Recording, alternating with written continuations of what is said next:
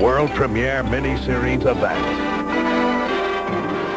What you are about to hear is the only known record of a suppressed trial that took place in the county of Los Angeles. Tonight, a world premiere miniseries event. Heartburn flaring up? It never seems to stop. How long have you been taking antacids? Seems like forever. Have you told the doctor? Won't he just tell me to take these? Not necessarily. Nowadays, doctors can diagnose and treat your heartburn and indigestion. Now that's worth a visit to the doctor. If you've been suffering from persistent heartburn, indigestion, or stomach pain, this could be a serious problem. Make an appointment to see your doctor now.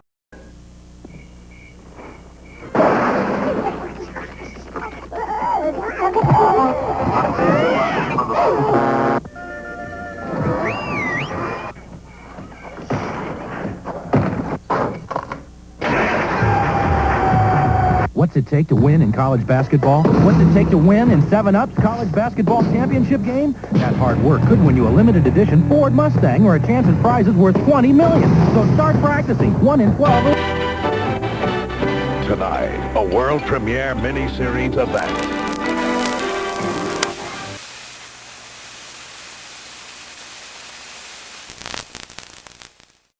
When most people only remember the moon landing, another event took place that is, even today, forgotten.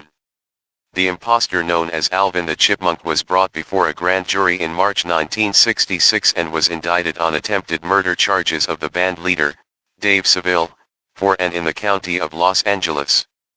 The grand jury found enough evidence to begin a trial that was set to begin in June 1969. After an additional month of preparation by the attorney representing the imposter, Alvin, the trial began without further delay. For the record, the attorney that represented the imposter, Alvin, was a well-known attorney from New York City by the name of Mr. Philip Cochran. The state attorney representing the state of California was Mr. Arthur Fitzroy. 12 jurors were chosen and 2 alternates, though some jurors were dismissed having known about the facts surrounding this case. The trial proceeded July 26, 1969, under condition that the trial would not be televised nor any news reporters be allowed to take notes. Some sketches were made of the imposter, Alvin, but these have since disappeared from the archives of the Los Angeles Times. Most of the transcript that you will hear come from the only known records that exist at the courthouse in downtown Los Angeles. Only now after 50 years do we know all the true facts surrounding this attempted murder of the famous and well-known personality in the musical world known as Dave Seville. Just to summarize the known facts of what happened, it was assumed that Alvin the Chipmunk shot Dave Seville at the Capitol Records studios on Christmas Day in 1965. In the years since we have learned it was not Alvin but an imposter who attempted to shoot and kill Dave Seville. This imposter failed in his mission, was tried for attempted murder, sentenced to life at San Quentin Penitentiary, and was subsequently found murdered in 1971 in his cell.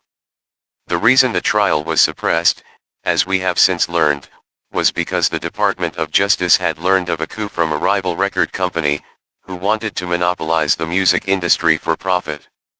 This is why the attempted murder took place, to take out the primary artist of the chipmunk music industry. Here now is the only transcripts we could find from the Los Angeles archives in and for the city and county of Los Angeles. Some of these records are sporadically fragmented because of government suppression of these documents. Most fragments were also collaborated by the Los Angeles Times microfiche library archives also. All rise, the Honorable Judge Bobby Moore presiding. Please be seated. Bailiff, please read the charge in this case. Your Honor, case number 448-2231, State of California versus Alvin, the Chipmunk. Would the accused please rise? How do you plead? Not guilty was the reply from the imposter. It is so noted in the court record, you can sit down now. Mr. Prosecutor, you can begin your opening statement at any time. Your Honor, ladies and gentlemen of the jury, and to those witnesses to this case today, the facts will prove beyond any doubt that the individual sitting here known as Alvin the Chipmunk did deliberately and willfully attempt to murder a fellow co-worker and personal friend, Dave Seville. That he deliberately and without conscience pulled out a revolver after a confrontation and shot him at point-blank range.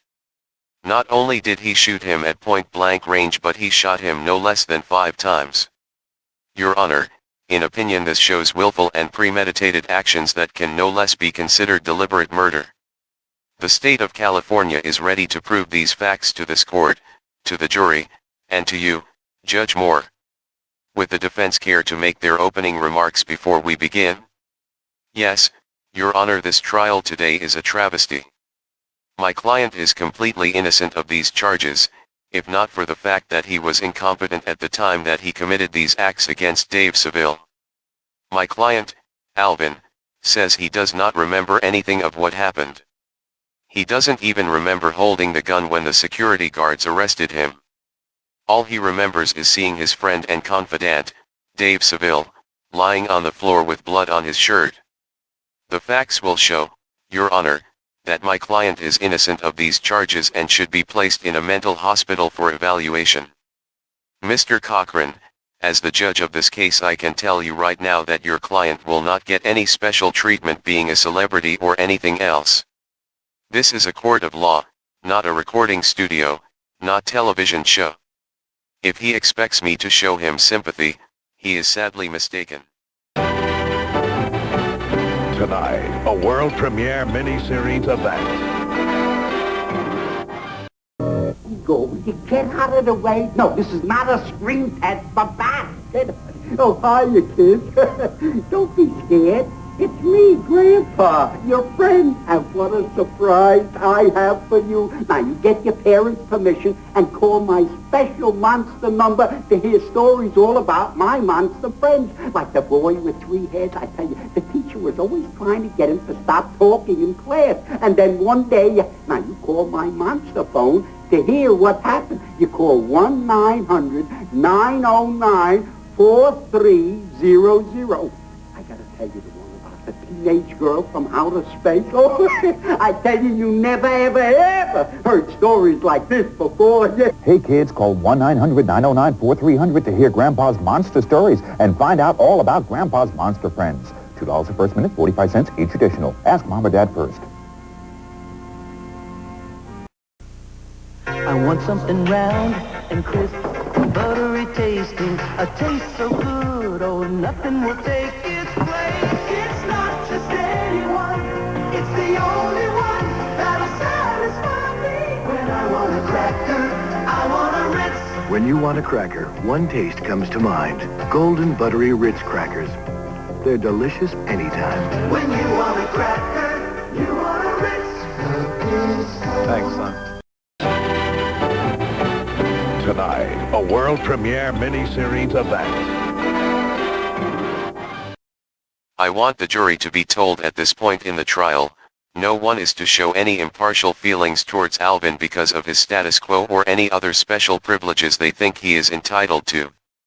The defense attorney went up to the judge's bench and spoke to him, but we do not know what he said. The judge made one other comment that is noted in the archives.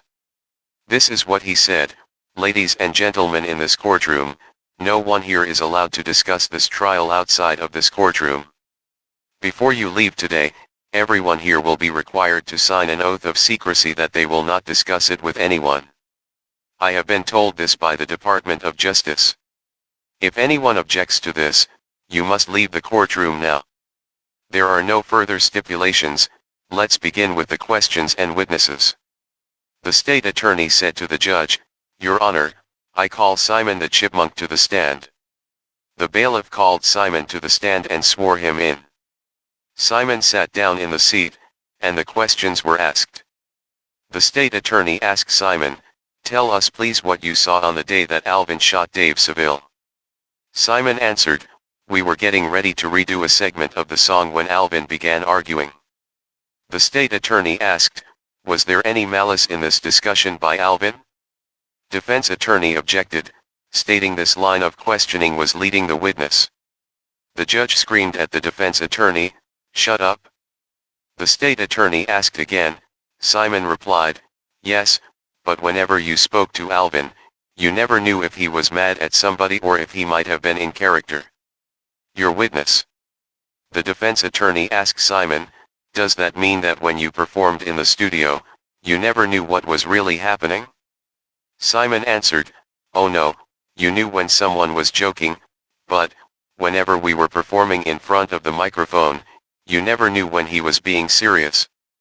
Did Alvin ever come across to you as having changed? Simon answered, it's hard to say, we did so many of these albums together that we started to play around sometimes and you weren't sure if he were in character or not.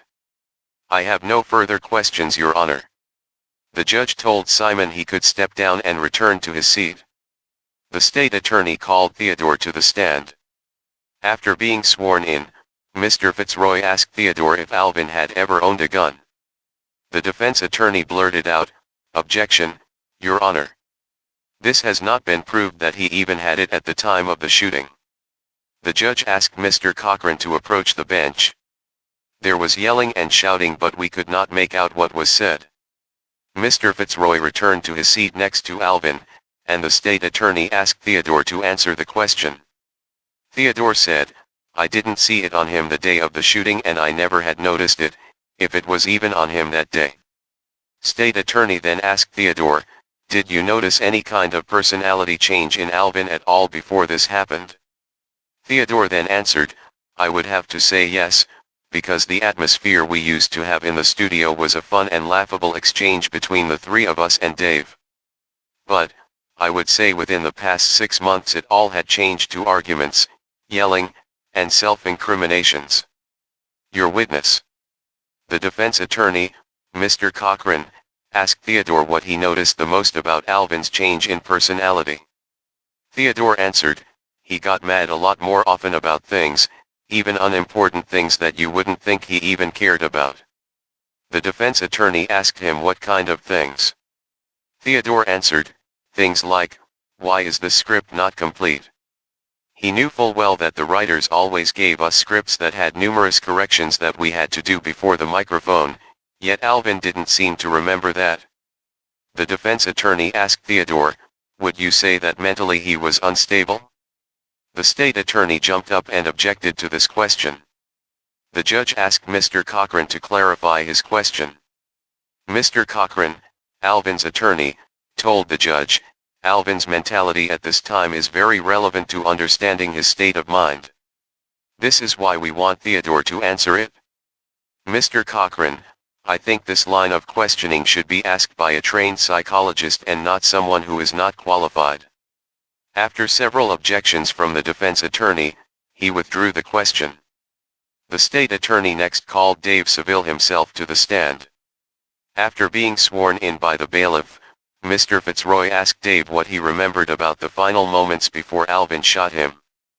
Dave answered by saying, it was totally unexpected for Alvin to be out of character, or at least that I would have thought he wasn't in character when we were performing. He started up arguing about how long it was taking to finish the album and that he did not want to keep working these late hours. Tonight, a world premiere miniseries event. When raging floodwaters stormed through the town of Pueblo, Colorado in 1921, the people of U.S. West helped save hundreds of lives. Mrs. Jenkins, move to higher ground. The water's coming. Your little boy is safe, Jenkins. 55 years later, when a collapsing wall of the Teton Dam unleashed its waters, the people of U.S. West again leaped into action. Dad, hi. Setting up an emergency phone center within hours by shipping equipment from out of state. Today, the companies of U.S. West are still helping people cope with the sudden furies of nature. Ray's towing, this is Ray. I've skidded off the road at Summit and Crest Line. With state-of-the-art cellular phones and the latest advances in communications technology. Hi, it's me. Somebody wants to talk to you. Keeping the dreams of the West safe. Hi, Mom. When are you going to be home? Real soon, honey. U.S. West.